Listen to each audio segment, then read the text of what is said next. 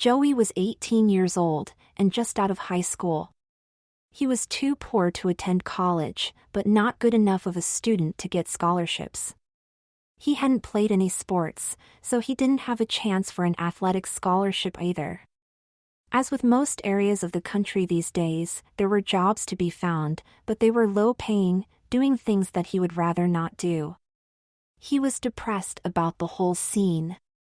His girlfriend had dumped him a month ago. He couldn't afford to buy her stuff or take her out like she always wanted him to, which he believed to be a major reason behind the breakup. He sighed, disgusted at his prospects. One day, while hanging out in the mall, he happened to come across a booth where a pretty woman in a uniform was talking to some guys. They walked away, so he went over to check her out. She looked pretty hot and had cute hair all done up under her hat. He decided that he dug chicks in uniform. Of course, he'd dig them more once he got them home, and got them out of their uniforms too. "Hi there," she said in a friendly voice. "My name is Ellen." "Hey yourself," he replied, his voice cracking a bit. "I'm Joey, but my buds all call me Joe." "Nice to meet you, Joe. I'm a recruiter for the United States Navy. Do you have a few minutes to talk?" Joey decided that he'd hang out to hear whatever spiel this chick had to lay on him, then he'd take off. It was cool to talk to a hot mama like her, and who knows, perhaps they had some free stuff they gave away. Recruiters did that, didn't they? "Sure, I'll talk," he said. "What's up?" Ellen went on to explain that if someone joins the U.S. Armed Services, not only do they get to learn new skills, but they get to travel the world.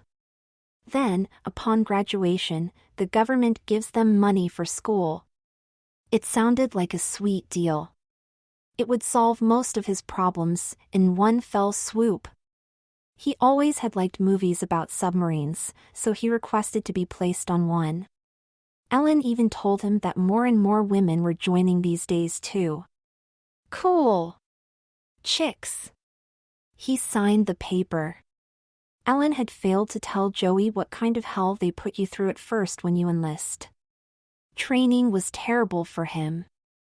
Hard, physical, demanding. Tight schedules, up way too early, he hated every moment of it.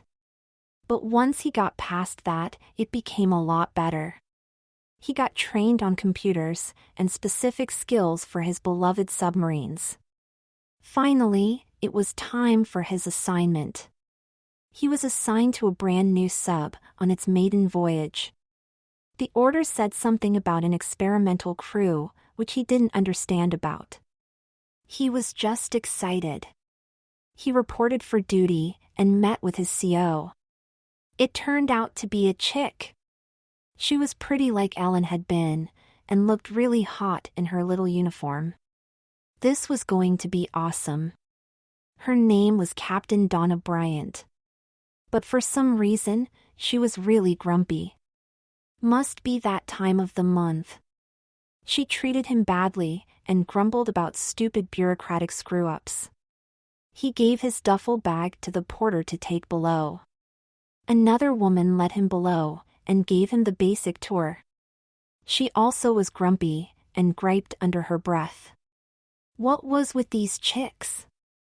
But she also had the cute uniform with the skirt and the cute little hat. When all was done, he was shown to his bunk and told to change into his dress uniform for the event. The maiden voyage. He opened his duffel bag, but was upset to find out that the stupid porters screwed up. They gave him some chick's bag instead. All of the uniforms were like the ones the chicks were wearing. What idiots! "Did anyone get my bag?" he asked. Only then did he notice something. Everyone else in the crew quarters were female. He was the only man in sight. What was the deal? "No, I've got my bag," said one of the women. "Me too." "Same here." Nobody had his bag. What was he going to do? If he wore his own clothes, he'd be out of uniform and start out the voyage in the brig for disobeying orders. Or he could dress up like a chick. He was frantic, but he was running out of time. He was forced to put on the women's clothes. The strange thing was that they were just his size. The skirt wasn't tight on him or anything. It was so strange. He hoped he'd find the woman who had his stuff. This sucked. The entire crew, other than him, turned out to be women. They all giggled as he passed, dressed up like them. He blushed so much that it looked like he had more makeup on than the girls did. It was the worst moment of his life. As soon as the sub pulled out of the harbor and dove to 30 meters, he went to his commander to complain about the situation. "Listen, I'm only going to tell you once," she barked at him. "This is a new vessel with an experimental crew. We were supposed to be an all-woman crew, so we could prove that a female crew is more efficient than a male crew. You're going to ruin it for us now. We don't want you here. You're not going to get any favors from me, or anyone. Got it, boy?" He was stunned. How could they treat him like he was scum? This just wasn't fair. Nobody was going to help him, and they were going to be out to sea for 6 months. He had no choice but to wear women's clothes. This was going to be hell. And things just got worse. The laundry lost his boxers, so he was forced to wear women's panties now. He refused to put on the bras in his bag, but it was a choice of wearing panties or going without underwear. Neither option was appealing, but he had to wear something. Even the enlisted girls treated him with the same disdain. It was as if they all got together before he got on board, and they all made a deal to treat him like a leper. He got through day by day, but felt desperately lonely. Of the entire crew, there was only one girl who treated him halfway decent. Of course, that included taunting and teasing him constantly, but at least she talked to him. Her name was Hannah. She inhabited the bunk above his. Every time she saw him, she'd tell him things like "nice skirt, babe." "Really shows off your legs," or "what's a nice girl like you doing in a place like this?" One day, Joey found himself relatively alone with Hannah, so he ventured a chance to talk to her. "Hannah, look. I'm stuck on this stupid boat with all you women for months and months. We can't go on like this. What have I done wrong? What did I do to harm you? You're male. So? What's that got to do with it? It's got everything to do with it. Since the dawn of recorded time, men have tried to hold women down and keep us in our place. Even with all the recent gains we've made, it wasn't that long ago that we couldn't even vote. We aren't treated the same in the world. And here is our chance to prove that we can even do things better than men. Now you're going to screw it up." "I just want to do my job," protested Joey. "That's not good enough. You're a man, and that ruins everything for us. Most of the girls would dump you off in the bilge if they had a choice. You're not very popular here, and you're going to get me in trouble just for talking to you." That night, Joey had another whispered conversation with Hannah in their bunks. "Hannah, what can I do? I can't take this treatment much longer. What can I do?" "Well, I thought about it some today. First of all, most of the girls on the boat think that you're trying to get them in bed. They think that you're a wolf among sheep, and it's only a matter of time before you try to make the moves on each of them. The first thing you're going to need to do is to make them think that's not true." "How can I do that?" "What?" "I'd do anything," whispered Joey, in a hiss. "Why don't you try to make them think that you're more like them, instead of being so different?" "What do you mean?" he asked. "Well, for example, you could shave your legs like we do.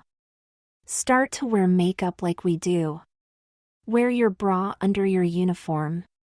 And put something in the cups to fill it out. What? Make them think that you think you're a girl.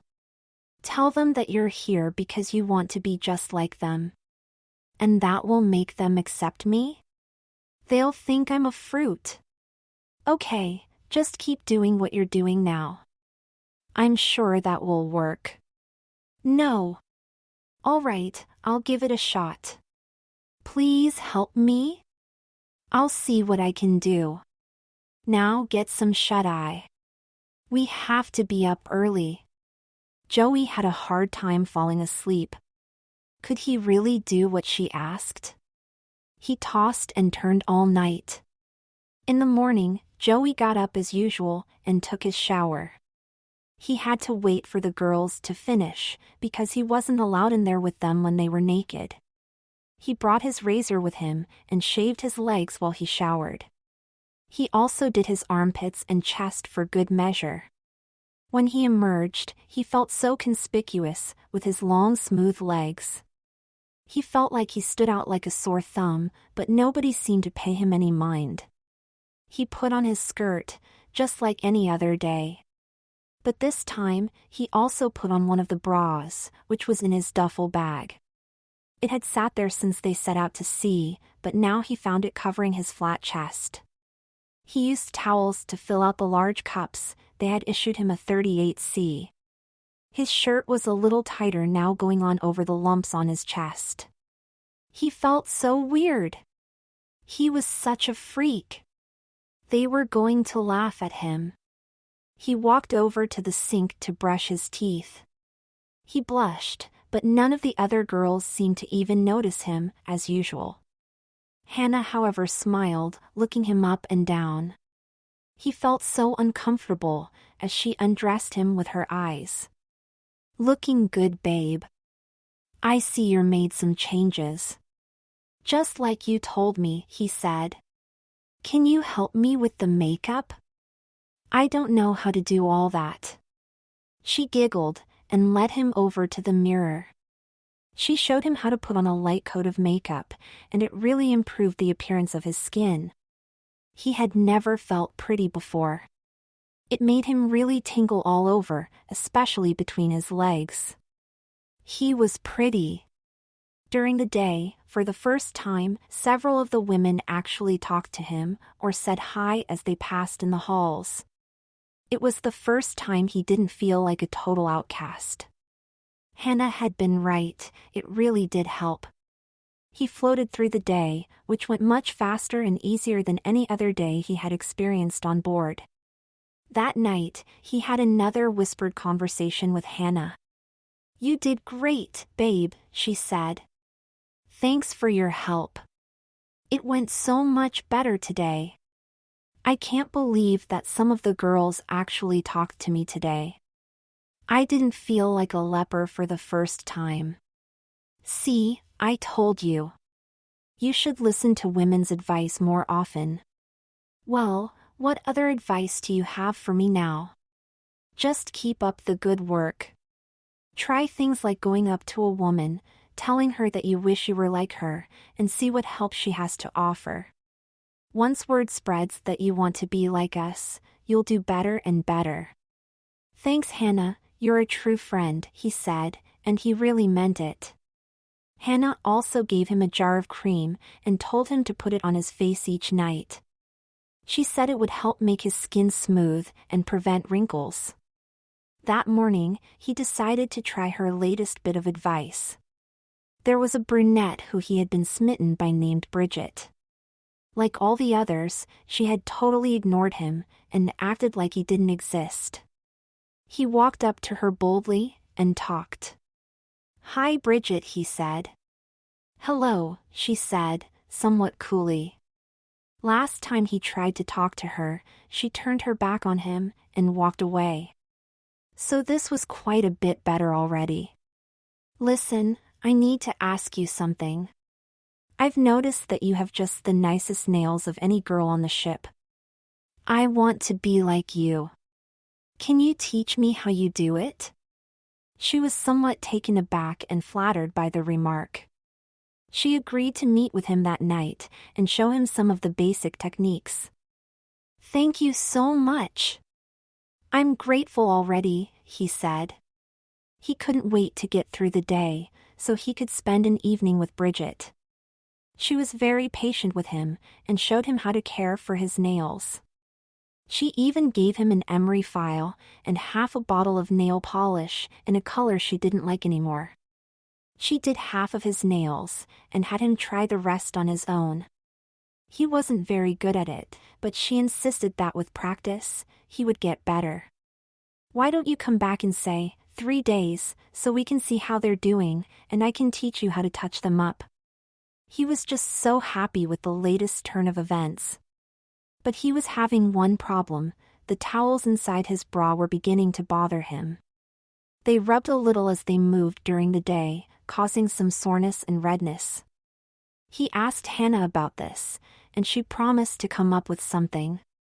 He went through many other similar experiences with other women, telling them that he wished that he was like them, while they taught him how to pluck his eyebrows, do his hair, wear makeup, how to walk, and even how to talk.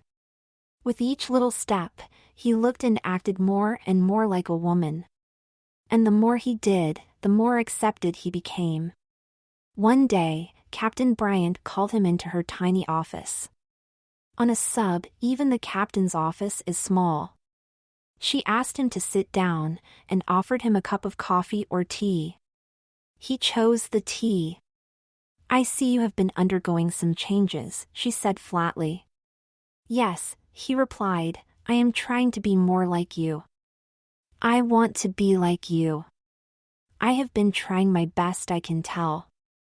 You have done very well. I see that the crew is accepting you more now. Yes. It feels so much better to be able to have friends, instead of being an outcast. Well, I've been thinking about it, and I wanted to do something to help you." "What's that?" he asked, excitedly.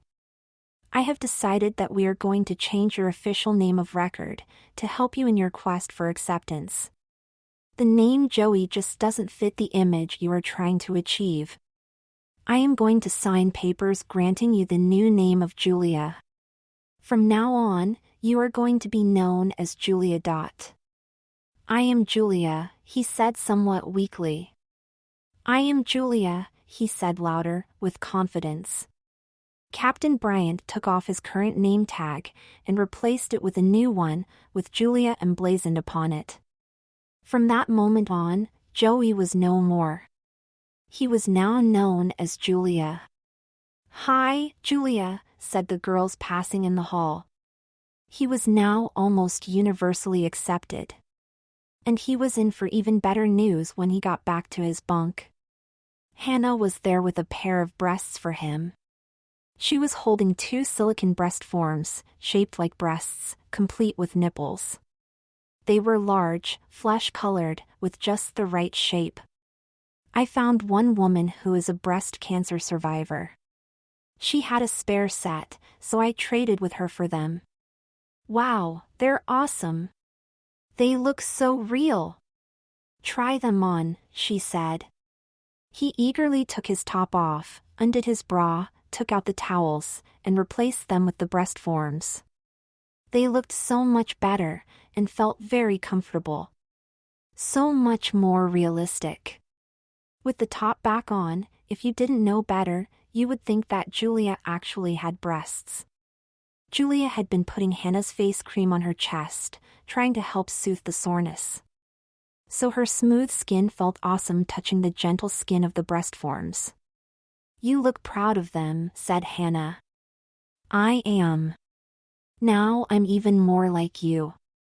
"That is something to be proud of." There was much hugging between Julia and the other girls. They were like sisters now. Julia was so thrilled to be so accepted by the women. She began to develop close relationships with several of the girls. There was the usual jealous catfights, or little spats which girls have. But it was so different from the way men acted in a group. Julia had to admit that it was much better the way women related, and worked together for a common goal. In fact, Julia began to identify so strongly with the women that when they finally had a weekend's shore leave, she went out as a woman. She wore her uniform proudly, then went shopping with Hannah and Bridget to buy some sexy clothes and shoes for when they went out dancing. She also bought makeup, sexy underclothes, jewelry, she got her ears pierced, and hair care products.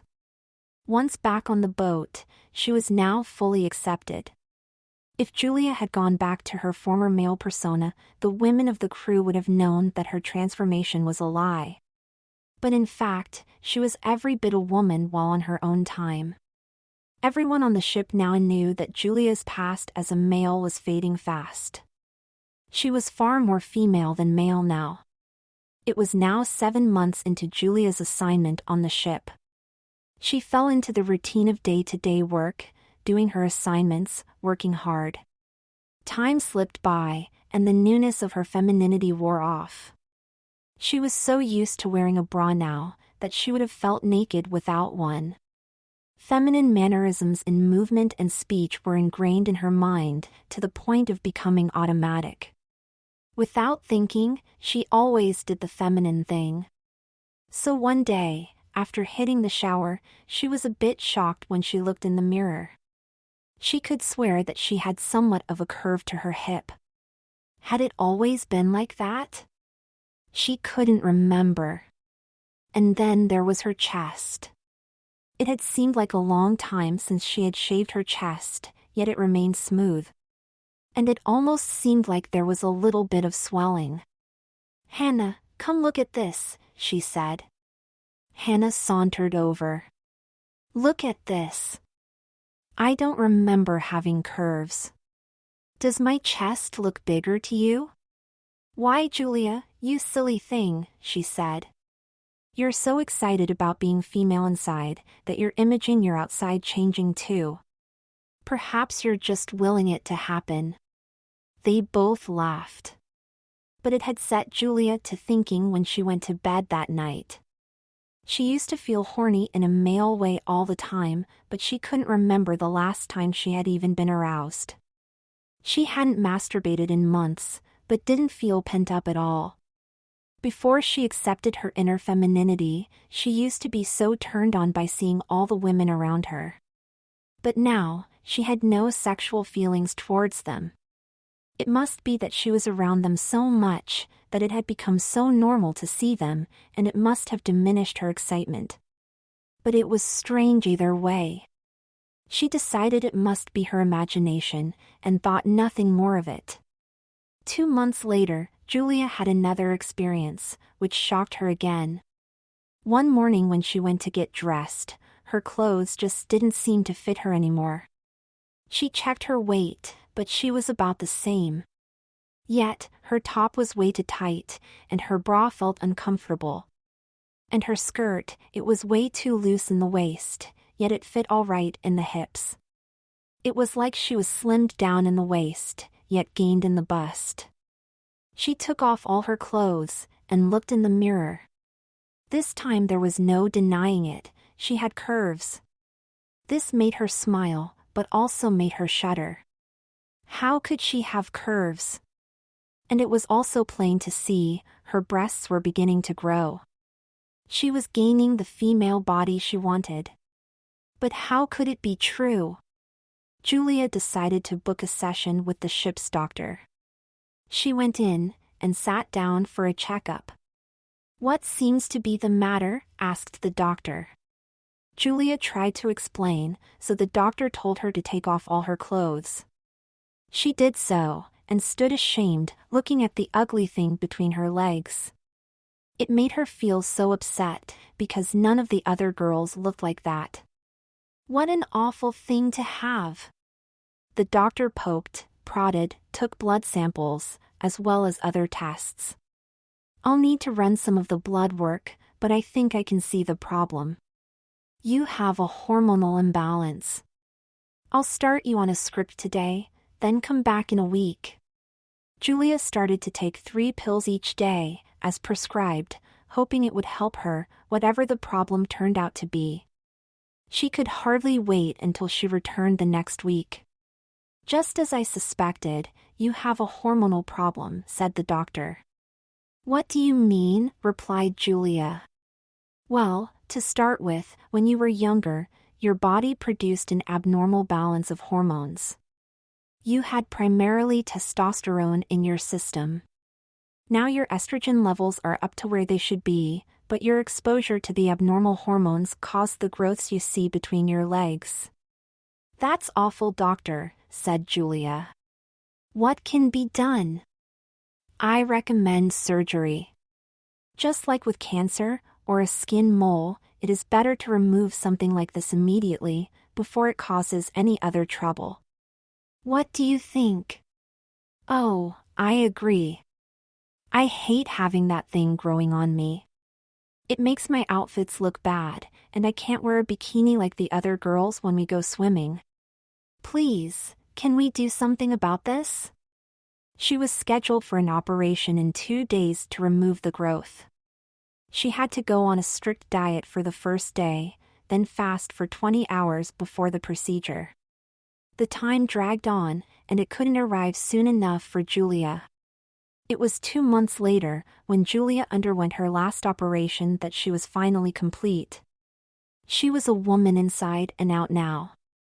In fact, she was ultra-feminine, and shied away from anything even remotely male. In fact, when a man had to come on board in order to fix a maintenance problem when meeting up with the supply ship, she was at the forefront of the man-bashing, along with any of the other women. The tour of duty was coming to an end, and Julia was planning on going back to Oregon with Hannah for their time off.